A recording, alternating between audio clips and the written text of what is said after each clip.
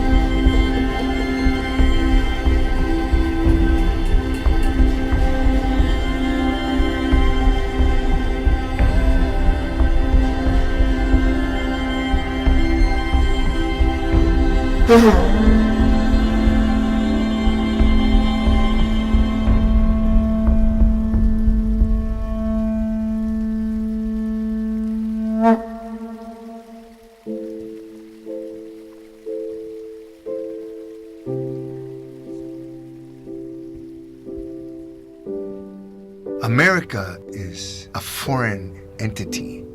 Our people have been here 15,000 years. But you get this categorization of humankind.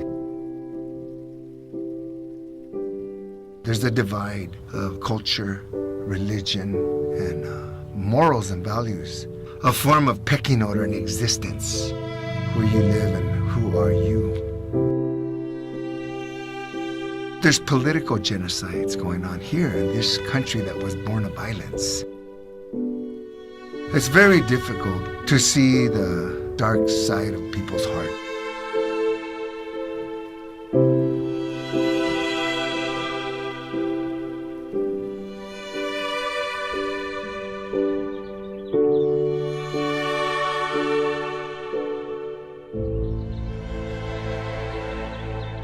What does it mean to be a human family, to learn from one another?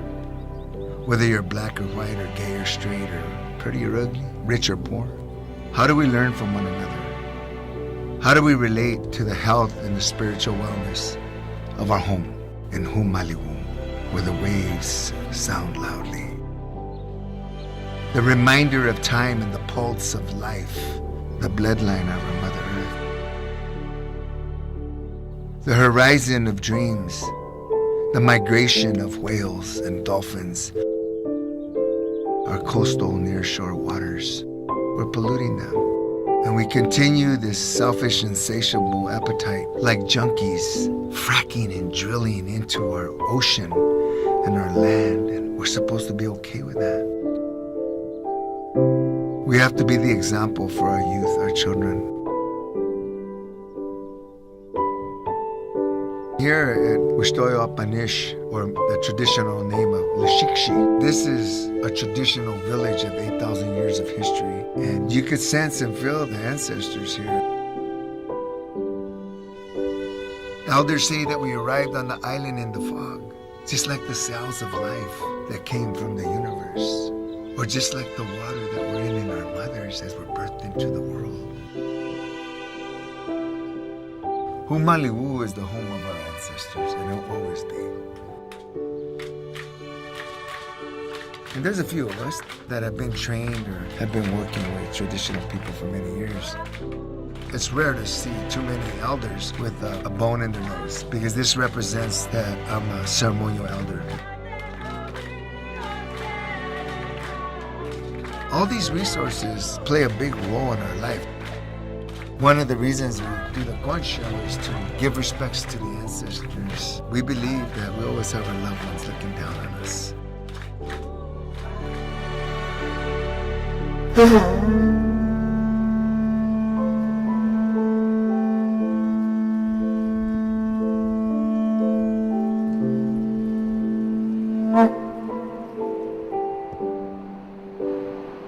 We're going to preserve the environment through cultural life way. And this is a journey, changed my life forever. And I know that there's work to do for many years, Creator willing, to build this vision of time, this institution of cultural value. We teach thousands of children here about our history, about our relationship to our environment, to our land, our water, our air. And we share a different connection relationship to this way of sustaining how we lived in a peaceful, beautiful world that was like a paradise, healthy and abundant. And now we're depleting at a fast rate. We're destroying our climate.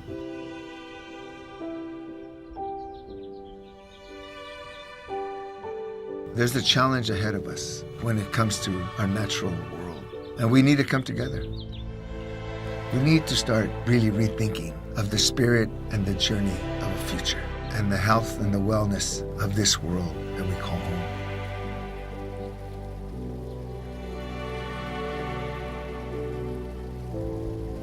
We're not going to get any more water. This is it. There's not a faucet up in the ozone feeding us more water. And we're being very negligent to these bodies of life and land and air. We have to get it together. We have to start really thinking of what we're doing, how we're impacting. Because if we don't have a healthy world, we're not going to make it.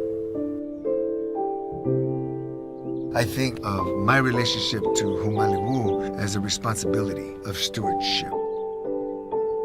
When I think of having to go to a city council meeting or step up or be that conscious of this part of the world, I have to represent my concerns of Humaliwu before it gets destroyed. I've been doing this 30 years of my life. Half of my life I've been doing this. So I take it seriously and I'll take it to the grave. You know, this is what I'll do forever. And when I think of the waterway, and I think of our cleansing ceremonies or our purification ceremonies, or even the water being like a liquid crystal, representing the clarity of mind and spirit, and vision and dream. When you think of the rain, we call it tuhui. It's like the seed of life itself. And they create the rainbow of time, the diversity in the colors of humanity.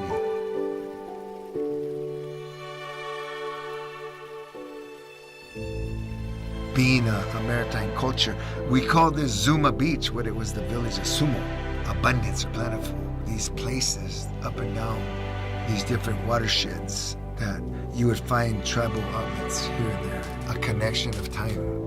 And in the night, like a necklace of fires you see up along the whole coast where the villages were vibrant. And all the way going down toward the Santa Monica Mountains, you can see the smoke of the fires of the tribal families.